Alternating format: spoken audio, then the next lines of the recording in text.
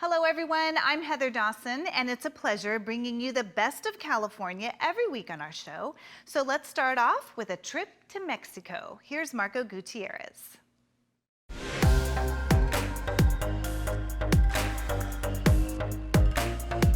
All right, we're here with Ubish Yaren, chef and food tour guide. For the spots that we are visiting today, I just choose personal favorites and also some old school places that I like. Let's go to our first spot, Ubish. Let's go. All right, Ubish, first spot, where did you bring us and what are we trying here? We're going to try Chilaquiles, which is one of the most common breakfasts in Mexico, and in this place you can craft it. It's called chilpa, and you can choose the type of tortilla, the salsa, and the topping that you want. Cool, Ubish, so we're at the next spot. It's always corn-based, so it's tacos or quesadillas or sopes or pellizcadas, and it's pretty unique. Everything is going to remind you to a town outside of Mexico City. You know? The flavors, the plates, and the scenario of the restaurant. So this place focuses on tamales, which tamales in Mexico City are usually a street food. But this is one of the few places that you actually have to come to a restaurant to try different and interesting varieties of tamales. All right, cool. Well, let's dig in because these look really good. All right? Cool. All right, Ubish, you brought us all the way to Reforma, the main avenue of Mexico City, for a typical street food favorite. What is it? Esquites, that basically it is corn in a cup prepared with key lime, mayonnaise, salt, chile powder, and peanut salsa. This is only from this place that they prepare it like that. It's spicy, but it's really good.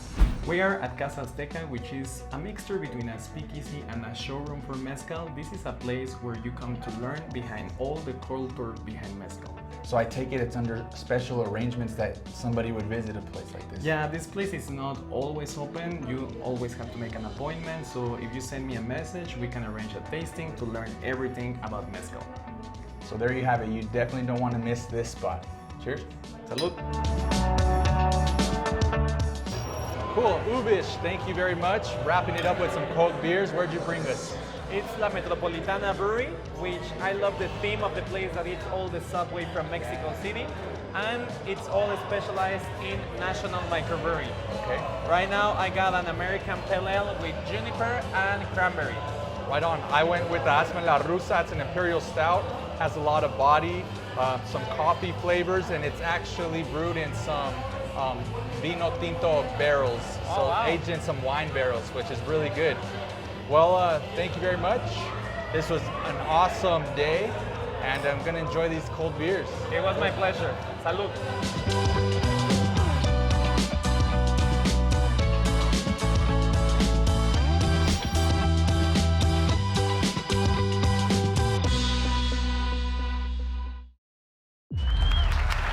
Ready in 5. I'm Carly. 4. 3. Spaghetti taco. 2. iCarly's going to be taking a break. Welcome to the new iCarly. I'm Elise with California Life, and I'm joining you, Jaden, to discuss the new reboot of iCarly, which is one of my favorite childhood shows. Yeah, I just finished the series actually. I just watched I Goodbye. I was trying not to cry, but I just got in my mind that they did a reboot. So I'm like, oh, right, of course, they're doing a reboot. And it's not just any reboot. What makes this one so exciting is it's with the original cast. So tell me, Jaden, what is it like to work with Miranda Cosgrove, Jerry Traynor, and Nathan Kress? It's amazing because I started fangirling over these characters about a week before I got the audition because I had just started the series. And when I walked on set and I met all of them, I was just freaking out. And Miranda is like the sweetest person ever. She's so kind. And then Jerry is like the one that will get on your nerves, but is also like really, really sweet. And then Nathan is just the smart and like kind of, I don't know how to explain it, but he'll throw jabs at you every once in a while. So all of them are just like really fun personalities. I know, it's like a big mixture of personalities, and it sounds like they're a little similar to their characters. Yeah, Jerry is identical to his character, really. So the premise of the reboot is it's 10 years after the original show, and Carly, Freddie, and even Jerry, they're adulting. So they're going into the work and life and maybe in their 20s. And how does it feel to be the new girl? You know, you're not from the original cast. So Yeah, I think it's better that it's a reboot, that like everybody's so welcoming. They already know everybody and they're just bringing new people in.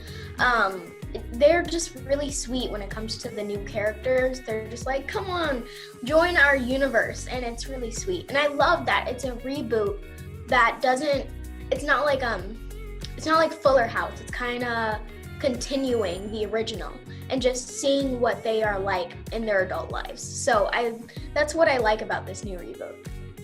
I love that. And would you say that you have any similarities to your character, Millicent? Man, well, I would say that she definitely is my alter ego. Like, she's someone that I hope to be when I get older. She's just really funny when it comes to like the snark and the sassy. I just love that because I really want to be snarky like her.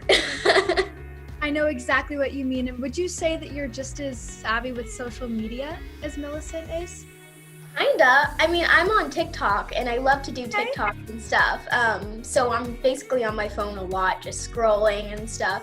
But I'm not as much as her because she always has her phone on her. But I'm just like, oh, okay, this person posted something. But she's like... Well, I guess that does make sense because you are part of Gen Z. And I was curious, how does it feel to be called Gen Z's newest rising star? It's really cool. I love that name. I just love being a Gen Z, like a part of that generation, because I feel like they're so cool.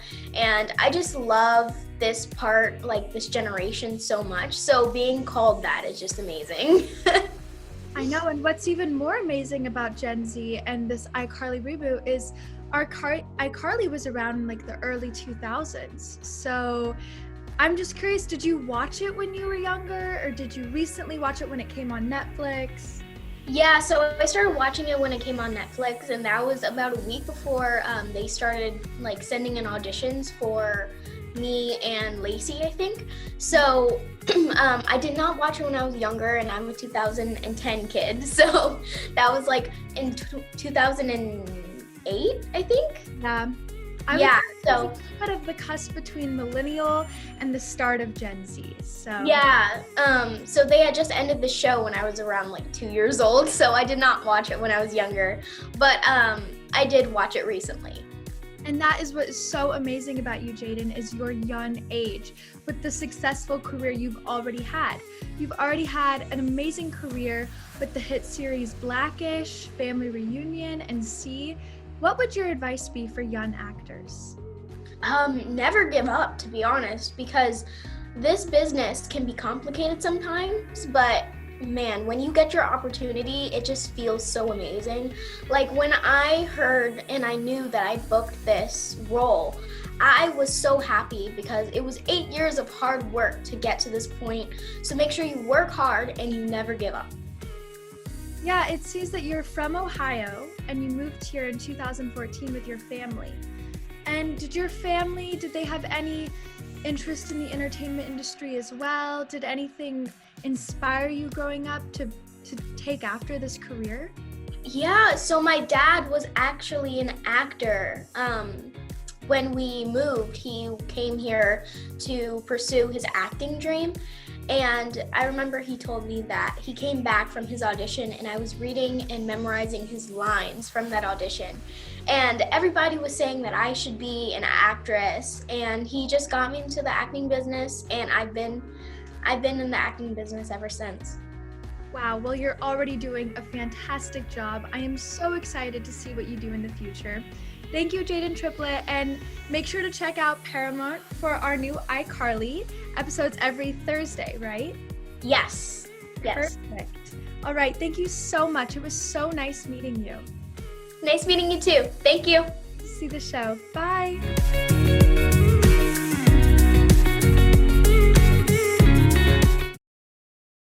And coming up next, it's time for students to head back to school. We have the hottest tech, fashion, and colors. Fall is around the corner and you know what that means. It's time to start shopping. Let's check in with Ava Lynn for her top style trends. Fall is my favorite time of the year, and these are the hottest looks. A little throwback to the 80s is the neon trend. It's cute on all ages, whether you dress it up or down. Celebrities have been rocking neon orange, including Victoria's Secret model Kendall Jenner. Florals are my favorite pattern, and this season it's all about dark florals. And if you thought animal prints are on the way out, think again. Animal print is back and the trend is only getting hotter. Especially cheetah print, and even python is making a comeback. The high-waisted look is still in, and one of the best ways to show off your curves is with a belt. Finally, for more formal wear, it's all about simplicity in rich colors. My favorite gowns are fun and form-fitting. But the hottest style pick is always what makes you feel the best. Look good, feel good. I'm Evelyn Thurston, and don't forget to check out our blog for the latest trends at californialifehd.com. It's time for students to head back to school, but are you ready? If not, don't worry. Hi, this is lifestyle expert Yvette Rios, and it's great to be joining you on California Life. With the first day of school right around the corner, I think we're all looking for a more normal return to the classroom. I know my family is. So let's win back to school shopping this year. And I'm excited to have teamed up with Amazon to help students, parents, and educators head back to school with confidence, which I think is so important for all of us. Whether heading off to their first day of kindergarten or their freshman year of college, Amazon is a one-stop shop for back to school, offering the widest selection, low prices, and free shipping on millions of items. They have everything you need at amazon.com/back-to-school, from basics like notebooks, art supplies, and electronics, to fun clothing and backpacks. And I love that you can easily search by grade level or category to find every item on your shopping list. For college students heading off to campus this fall, check out amazon.com/off-to-college, where you'll discover dorm room essentials like small space appliances and clever storage solutions, along with fall fashions and must-have tech. Dorm room decor has definitely stepped it up since I was in school. Take a look at this adorable storage ottoman and this bedding set by Amazon Basics. And every student should know about Prime Student. It offers all the shopping and entertainment benefits of a regular Prime membership, including fast, free delivery and streaming of music, movies, and TV at half the price, just $6.49 a month after a 6-month trial. You can also support the charity of your choice, like schools and PTAs, every time you shop with Amazon Smile at no extra cost. Just visit smile.amazon.com to find the exact same Amazon shopping experience, and Amazon Smile will donate a portion of your eligible purchase price. I love that. Head to amazon.com today to start crossing off everything on your back-to-school list. So 100 Days of Grilling, we're in a backyard in Pasadena, undisclosed location. We're doing 100 days of grilling. What do we got today? We got the traditional tri-tip. Okay, tri-tip is one of my favorite cuts of meat. If it's done right and if it's cut right, it's like, it's a masterpiece. And you got a whole bunch of seasonings. What are we gonna do with these, Johnny? We're gonna make a quick rub the tri-tip down. The pecan, I think we're going to want to go a little simpler, just some salt, pepper, a little garlic. All right. But this one here will make a nice rub to it. Get it right on that grill. Before, and we're going to show you after. Got to have your barbecue nice and hot. We got a smoke box in here with some cherry wood. Give it a little extra flavor. We're going to put it fat side down for about 5 minutes. Get that fat nice and rendering. Why fat side down? So when we turn it upside down, it'll start melting, start soaking into the meat. Give it that little extra flavor. Hey, for our viewers, do you have any tips on when you know a tri-tip is actually ready to turn? Tri-tip is great at 127. So we're gonna do about 5 minutes with the fat. We're gonna flip it over and then we're gonna let it go to about 127. You can take your spatula, knife, fork, and just press on it. Once you feel that it's starting to firm up, we're gonna move it from the heat. Okay, so we're gonna see if we're looking for a 127, Peter. So that's a little firm there. Okay. I think we're about there.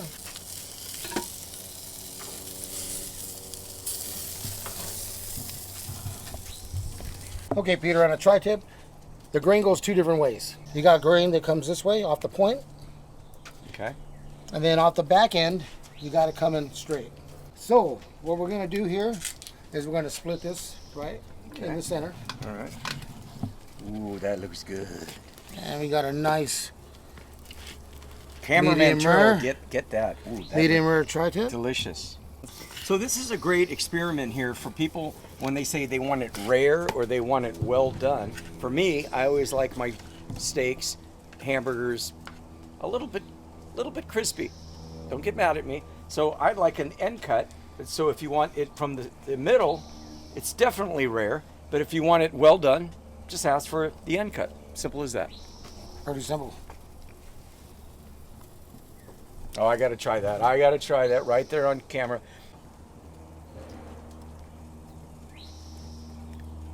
I've never been to heaven, but if this is heaven, I'm there now. And I certainly want to thank Meyer Natural Foods for hooking us up with his grass-fed meats. Peter Dill's 100 Days of Grilling. Many folks long for a trip to the great outdoors this time of year, but just in case this time isn't the right time, one very lovingly crafted movie might make you feel a little bit closer to Mother Nature. So, Bob, have you ever been camping before? The answer is yes, but never like this. David Cross stars in The Dark Divide. It's based on the true explorations of butterfly expert Robert Pyle back in the 1990s. You the butterfly guy? Well, butterfly and moths. Bob's trip of a lifetime comes at the same time he is mourning the loss of his wife, played by Deborah Messing. Bob keeps finding little reminders of her on the trail, and also reminders that living in the wild is, well, dangerous. She thought you were a Bigfoot. I have to say, I thoroughly enjoyed the film. For me, it was like a great getaway. And I can't imagine it was an easy film to shoot. Tell me a little bit about the trials of making a movie in the wild. Every day would be like the worst day filming you have ever saw in your life. I mean, consecutively. It started hard. It started normal with like normal things that go wrong. And then by the time we got out into the woods, which is day 2, it just started, every day would be harder and harder. Like through the entire shoot, it was crazy. What drew you to this project? Because you had to know from the get-go that it was going to be one of the most challenging of your career. For me, it was about, well, it started out as wanting to make a film that shared this place that was very special with me to the world. And then it sort of morphed into a reminder to me that I hope comes across in the film that these places are important and that we need to protect them. And then over the course of writing and rewriting the script and seeing things that Bob Pyle, the book's original author, was going through and things I was going through, it ended up becoming this journey of forgiveness and recovery. And I think sort of not being afraid to be the person that you are inside, even if that doesn't always match what we typically think of as like a leading man or, you know, what a man is supposed to be like in our society. For me, especially right now, and people who are locked up. I mean, I'm in Toronto right now. We're still on lockdown and have been the entire time we've been here, going on 4 months now, except for with the exception of 2 weeks. So it's a really nice little 90-minute break from the terrors and horrors of our current world. David Cross's performance in The Dark 3, 2, 1. David Cross's performance in The Dark Divide is one to keep in your memories. He does an amazing job of carrying the entire film, showing us how vulnerable we humans and the world around us can be. The Dark Divide is available on multiple streaming platforms, so make sure you catch it. I'm Alicia Stanford, and that's what's in the Hollywood Spotlight now.